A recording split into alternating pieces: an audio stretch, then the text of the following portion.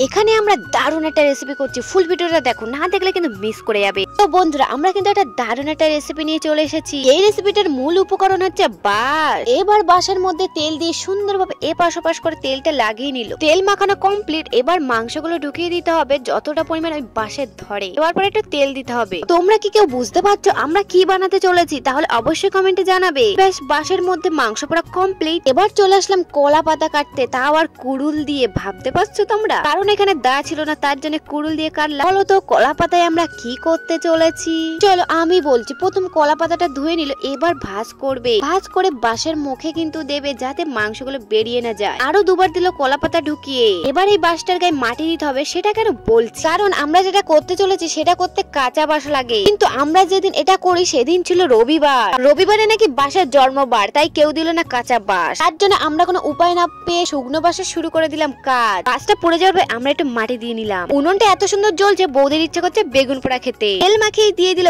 বাঁশের ওপরে। যাই হোক, বেশ কিছুক্ষণ পরে কিন্তু সেই বাঁশ দিয়ে রস বেরাচ্ছিল। রসটাই খেয়ে দেখলাম ঠিক আছে না এখনো কাঁচা। অতিরিক্ত জাল হওয়ার কারণে বেগুন গেল পুড়ে ছাই হয়ে। অবশেষে বাঁশটা তুললাম। এখন দেখার জন্য খুবই এক্সাইটেড। ওটা কলা পাতা দিয়েছে দেখো, একের পর এক বের করেই যাচ্ছে। আমি একটু গন্ধ শুকছিলাম, হেভি লেগেছিল গন্ধটা। বাঁশটা কিন্তু অল্প অল্প পুড়ে গেছে। মাংসটা ঢালার পরে দেখলাম দারুণ হয়েছে।